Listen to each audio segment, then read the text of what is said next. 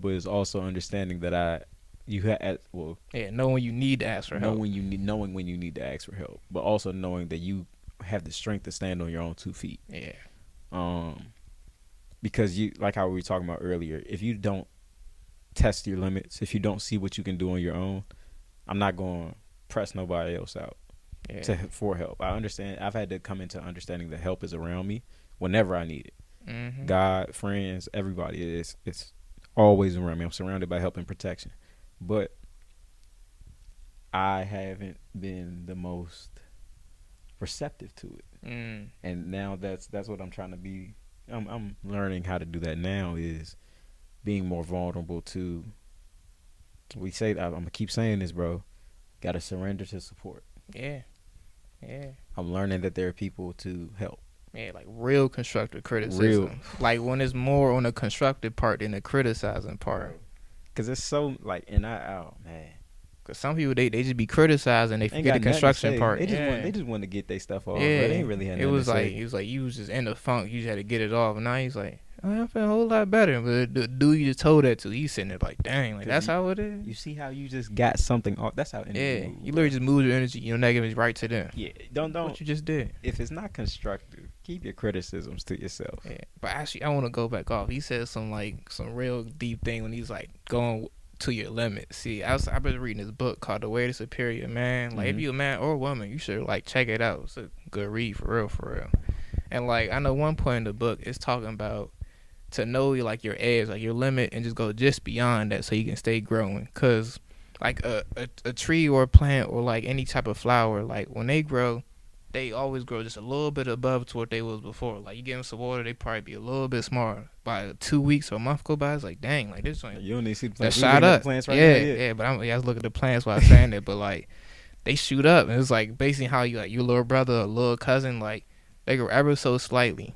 Like you don't notice it until like a month, a week, or like some time goes by, and it's like wow, like that's a big difference. Mm-hmm. So because you're just constantly going a little bit above. Exactly. And like shout out to everybody watching anime, man. You that's why I keep encouraging y'all like to go to the gym or just do something physical. That limit break. Just to go plus ultra. Yeah. See where your limits is at. Just try and go a little bit above, and just like you don't understand the clarity that comes with doing something that you haven't done before, and recognizing how strong you truly are. Yeah. Or like breaking a previous goal. Like I say for me, I say one of my goals from last year, I was trying to hit 160. I finally hit that, but now I was like, dang, I probably should aim higher because how fast I hit that. That's what I'm saying. Like, so it was like, damn, maybe I should aim for like something high, 165, 170. But now that's a whole new goal to set. Now I know I can do it, so now I will do it.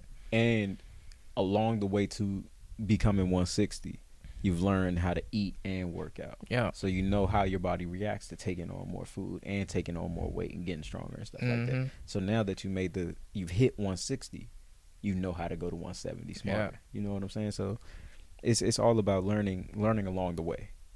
Like you have to learn along the way, and like we learning, nigga. Like I'm bro. It's like real this year I didn't learn so much. It's like it's kind of like had the snowball effect. Like I was learning. We've been talking about them. The episodes ain't even dropped. But we've been talking about this. It was like literally like the second I left school, I had to learn how to learn from life, and then from that point on, it's like once you start peeping things, it's like I could learn just riding in the car. Like it'd be some dumb stuff. I'm looking at the billboard, I'm looking at a person dancing his car, and it's gonna relate to something that somebody said to me early in the day, and it's like I finally get what you were saying. Like that could just be me, like the way it worked for me, but it's like abstract thinking comes like to make a whole.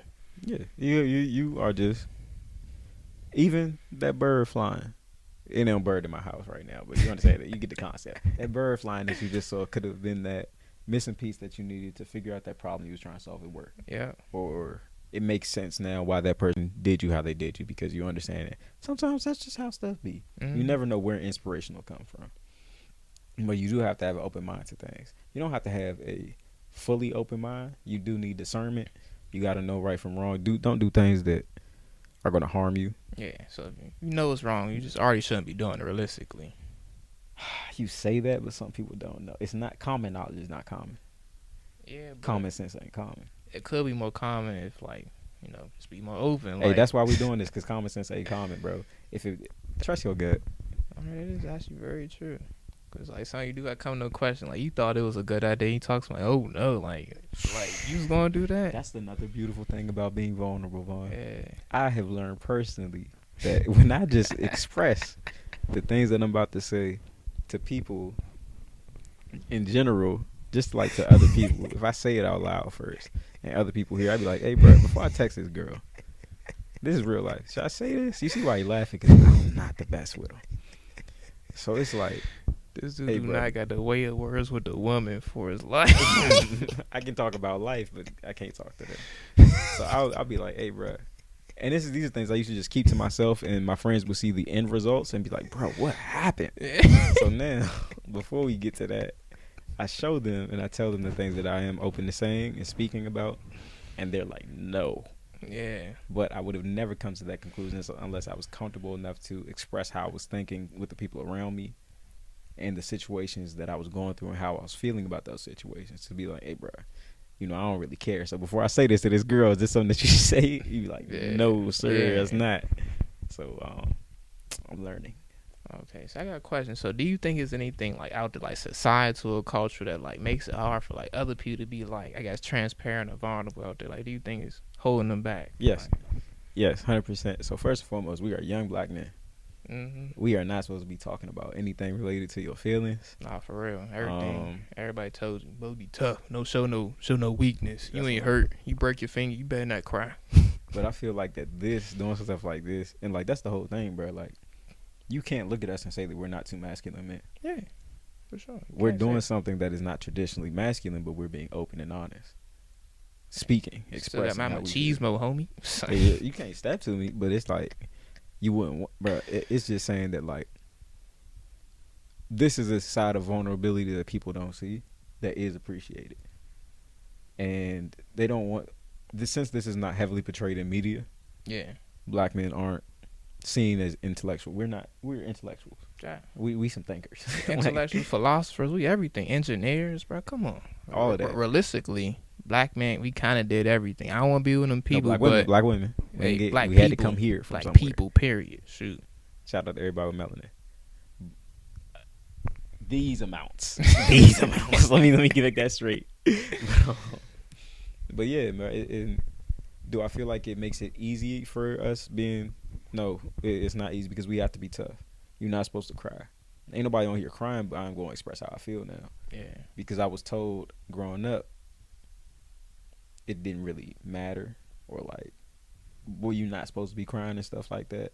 So like a lot of things just went unsaid, and you bury stuff like that. You bury emotions. That's what I'm saying. And you forget how to use them. Like, I know I could cry. I should be, but I haven't cried in so long. I don't even think I can. But it's like, if I had a moment where I should cry, I would cry. I think I would. Like, I don't know. It's crazy. I've cried. Like, I'm a feel it. I'm gonna empathize with it. I cried this year. I know when I cried too. It was a real emotional day. It was about my dad and stuff. But I remember I was talking to my friend at work named Jules, the same cuz I was just talking about. He said, I haven't cried in years. And the last time I thought about crying was at my grandmother's funeral. He said, I felt it, but nothing fell. I could say the same thing. You know how scary that is, that we could feel all these things, but them tears won't even fall because we conditioned to not let those tears fall. I was trying to break through that whole day. I remember saying to grandma, I let one tear down. I was like, I had to shed one tear at least. I was trying to cry, but none was coming. Yeah. You understand? Remember what you was talking about me? Remember what I said was, I can't do this. And you was like, bro, that's programming in your head. Yeah, literally. This is just programming in every black man's head, thinking that they are not allowed to cry. But it's like, something you don't even realize. You gotta sit back, take the time, just like really think on it, and like, ponder. It's that's introspection. Yeah. And we circling back to introspection.